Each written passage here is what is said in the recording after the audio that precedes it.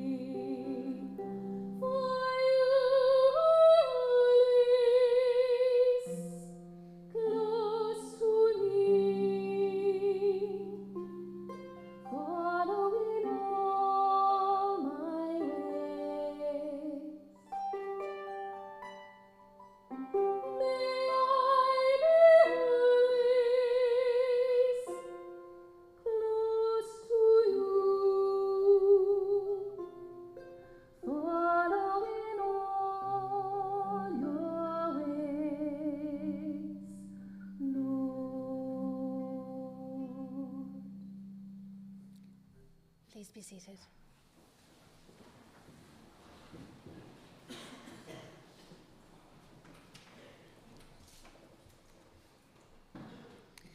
Good morning and welcome to you all as we come together to celebrate and remember the life of Julie Mulholland. My name is Emma Crawford. I am a Humanist UK celebrant and I'm honoured to be asked to conduct this ceremony for Julie today.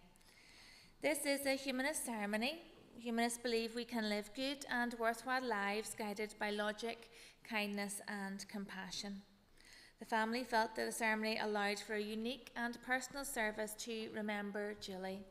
This is an inclusive ceremony, however, so whatever your beliefs, you are more than welcome here today, and I hope you find this a fitting tribute to Julie. Sadly, Julie died on the 14th of March at the age of 87. Death is a natural consequence of life, yet it can be difficult to accept. The grief can feel devastating. I hope this service provides an opportunity for you to share and express your feelings and to support each other with that grief. Today we are here to remember Julie, to celebrate the life she had and to acknowledge the loss of her passing.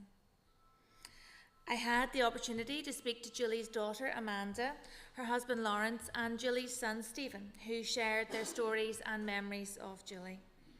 The song you just heard sung so beautifully by Clara was I Watched the Sunrise, a hymn that was sung at the funeral for Julie's husband, Fergus. Julie was born on the 14th of November 1937 in Bangor to loving parents Edith and Wilfred. The third eldest of six was sisters Connie, Vera, Gwen, Pat and Yvonne. Julie met her husband Fergus on a blind date. Her flatmate at the time was going out with Fergus's friend, and Fergus was back from working in Australia on holiday. The date was clearly a success. The couple moved to London and stayed with a kind and lovely lady, the only house the couple could find at the time with a no Irish, no black sign outside. When they married, the landlady made their cake, and she would look after young Amanda when Julie went to work. Julie thinks it was this landlady who made Amanda into such a chatterbox. In return, Fergus would help out with jobs and DIY needed around the house. They moved back to Northern Ireland, where sons Nigel and Stephen were born. Julie ran a tight ship. The kids had to be in bed for 6:37 every night. They got to watch the soap Crossroads on TV, and then it was off to bed, even in the summertime when friends were still outside playing. I asked Amanda if this was because her mum valued the importance of their sleep, but it turns out it was probably more because she'd had enough of the three of them by then and needed a break. I'm sure a lot of mothers here and fathers can relate to that feeling. Julie was a dab hand at sewing and knitting. She would make clothes for herself and the children, creating something new to wear for formal dances at the Pigeon Club where she and Fergus would go, or putting together some furnishings for the family home. She worked in a number of places throughout her life. She worked as a cook at St. Aloysius Primary School for a time in the 1970s. Her main job was in Woolworths, where she was a supervisor. Amanda worked alongside her for a time in the store. Not easy for a young person being told by their mum what to do at home and at work. Julie enjoyed working there. She used to make the boss's dinner in the canteen every night. When she retired, Amanda was given this role, but says her mum's culinary talents did not pass on to her. When Julie retired from Woolworths, she got a job at local bakery Jeffers in Lisburn, where she enjoyed serving and chatting to customers. Julie was very house-proud, keeping a lovely home, and she enjoyed spending time in her garden tending to her flowers and plants. Sometimes she could not settle on what to do with the decorations in her house, and there would be a bit of upheaval until she made a decision. Amanda remembers bringing home her daughter Stephanie from hospital to stay with Julie and Fergus in Benson Street, and there only being one room for them all to sleep, as Julie had pulled the rest of the place apart, trying to decide what to do in each room. Julie was tickled when Amanda said, "I know we are a close family, but I didn't think we would be this close." Julie and Fergus were a great help to Amanda in caring for Stephanie when she was younger. As Amanda had to work long hours, Fergus would do the school lifts and Julie looked after Stephanie. The highlight for Stephanie was after school, when Julie would have afternoon tea ready for her return. How lucky was she? Apparently, Stephanie would be very unhappy if Grandad took the scenic route home from school and delayed her treat time. Julie was a fantastic baker throughout her life, turning her hand to soda bread, wheaten bread, pancakes. When Fergus's family came to visit, they would leave with stacks of breaded goods. Her millionaire shortcake and carrot muffins were apparently amazing. Too good, in fact. Lawrence and Amanda had to ask her to stop sending tray bakes over to them at one point, as their waistlines were expanding a little too quickly, thanks to all the delicious treats she would insist on bringing round on a regular basis. It was the same for Stephen too. No doubt it was Julie's way of showing she cared and loved them. Julie and Fergus were a bit of a double act, I understand. People often refer to them as Laurel and Hardy. Julie certainly kept Fergus on his toes. One day he came home to find a for sale sign in his garden that he knew nothing about. When inquiring about this with Julie, she informed him that they were moving to Eglish. Youngest son Stephen had moved there and she decided that she wanted to be close to him. Fergus' protests to this sudden move were in vain. Julie was a woman who was very direct and to the point. She was not for turning, and so the pair did indeed move to Eglish, which was also a surprise for Stephen, especially when he found out their new house was just around the corner from his own. Julie and Fergus enjoyed their time there, going to car boot sales together. Fergus got a job cleaning at a local football club and Julie would go and help him. They were together for over 56 years. Over half a century of going through the ups and downs that this life brings. Their personalities complemented each other and they were always together.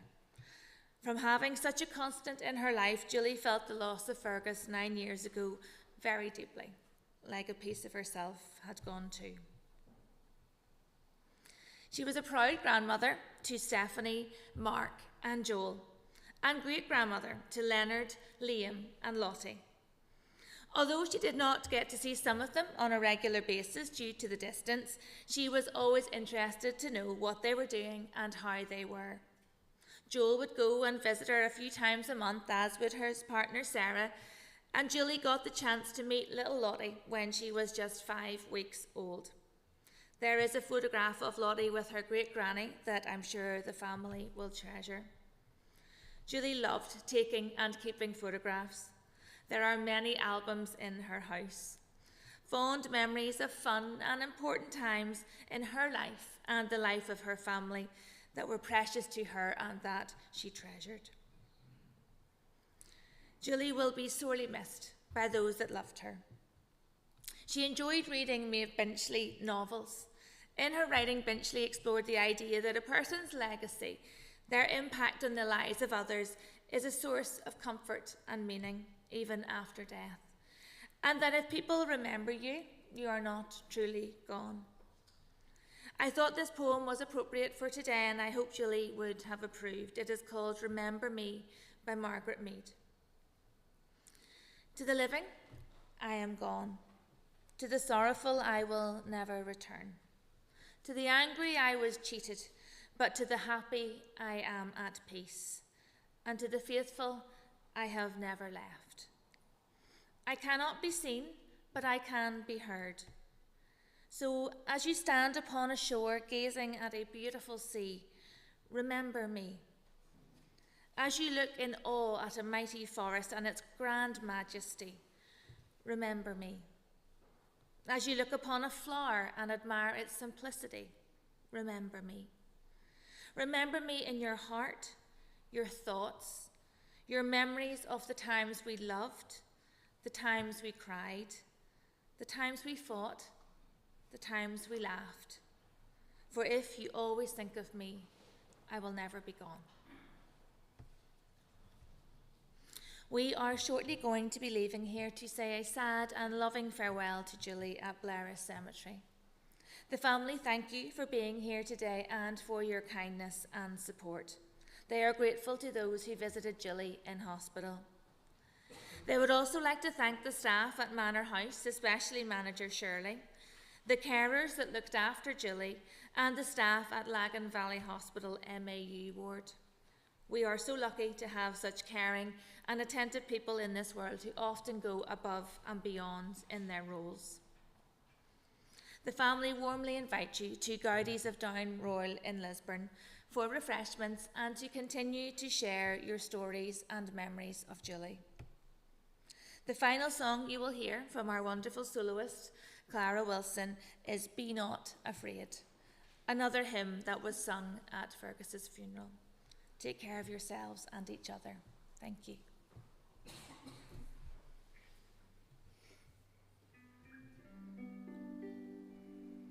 You shall cross the barren desert, but you shall not die of thirst. You shall wander far in safety, though you do not know the way. You shall speak your words in foreign lands, and all will understand. You shall see the face of God and live. Be not afraid. I go before you always. Come, follow me, and I will give you rest. You pass through raging waters in the sea. You shall not drown if you walk amid the burning flames. You shall not be harmed if you stand before the throne of Him, and death is at your side. Know that I am with you through it all. Be not afraid. I go before you always. Come, follow me, and I will give you rest. Blessed are the poor, for the kingdom shall be theirs. Blessed are you that weep and mourn, for one day you shall laugh. And if wicked tongues insult and teach you, all because of me, blessed, blessed are you. Please stand if you're able.